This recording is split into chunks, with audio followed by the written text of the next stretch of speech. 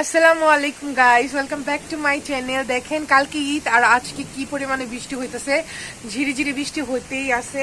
আর আপনাদের সবাইকে অগ্রিম ঈদের শুভেচ্ছা, ঈদ মুবারক। আশা করি সবাই অনেক বেশি ভালো আছেন। তো আমি আপনাদের দেখাবো যে আমরা ঈদের দিন কি কি রান্না করব। এটা হলো দেশি মুরগি আর এটা হলো রোস্টের জন্য রাখছি। আর এই জায়গায় হলো পায়া, এই জায়গায়ও আছে। আর আম্মু আনতেছে গরুর গোশত, 2 পুকলা আছে, একটা নিয়ে আসতেছে পুকলা, সেটার মধ্যে থেকে অর্ধেক করে রান্না করবে হলো পায়া দিয়ে, আর অর্ধেক শুধু শুধু রান্না করবে তার জন্য। তো এই যে নেহারি মানে পায়াগুলা তো দুই জায়গায় আনছে, 2টা আনছে, তো মনে হয় 2 গরুর নাকি ঠিক বুঝতে পারতেছি না, 2 জায়গা থেকে আনছে। দেখেন কতগুলা, মাশাআল্লাহ, এটা আমার অনেক বেশি ফেভারিট। আর এগুলা হলো খুরা, যেগুলো আমরা বেছে রাখছি। অনেকগুলা গাইস, এই জায়গায় 10-15 কেজির বেশি হবে, 20 কেজি হবে, 20 কেজি, অনেকগুলা। আমার ফেভারিট, আমার বাসা সবারই। আর এই জায়গায় এটা হলো ঈদের দিন রান্না করবে, আরেকটা রেখে দিছে। আর এটা থেকে অর্ধেক রেখে দিব পায়ার সাথে দেওয়ার জন্য, তাহলে পায়াটা খেতেও মজা লাগবে। আর গোশতর মধ্যেও কতগুলা পায়া দিব। তো দেখেন এগুলা আলাদা আলাদা করে রাখতেছি যাতে কালকে রান্না করতে সুবিধা হয়। আর আমি আজকে চিকেন রোস্টটা রান্না করে রাখবো তার জন্য। তো রোস্টটা বানাই নিচ্ছি, তার জন্য এখানে চিকেনগুলোকে তেল দিয়ে দিয়ে নিচ্ছি, তারপর উঠায় রান্না করবো।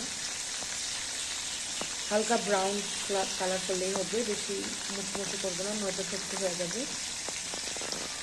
এই জায়গায় বাদামের পেস্ট, পরে পেঁয়াজ, মরিচ আর আলুর চপ, পরে যে ফুলারি টুলারি বানানোর জন্য আর এই যে মুরগির মাংস, এগুলো সব নিয়ে রাখছি, টক দই।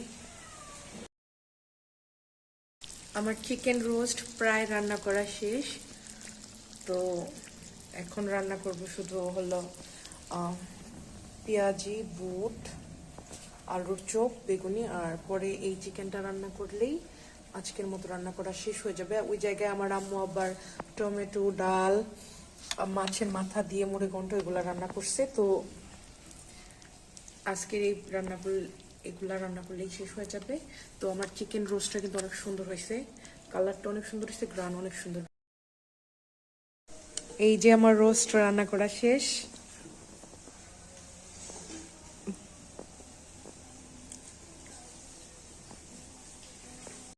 এই যে এই জায়গায় মুরগির মাংসটা সুন্দর করে কষায় রাখছি, কালকে আমার আম্মু আবার এটার মধ্যে জল টল দিতে পারে, আজকে শুধু কষায় রাখে। আর এই জায়গায় হবে এখন পেঁয়াজ।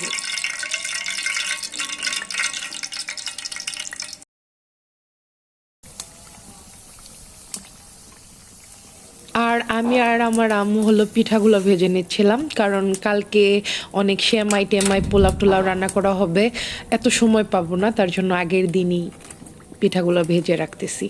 এটা হলো নকশি পিঠা বা ফুল পিঠা, যে যেটা বলে আর কি। আর হলো ঝাঁকানাকা শিরিষ পিঠা, ওটা নিমকি পিঠাও ছিল, ওগুলা একটু নেতিয়ে গেছে, তার জন্য আর ওটা ভাজা হয়নি। তো দেখেন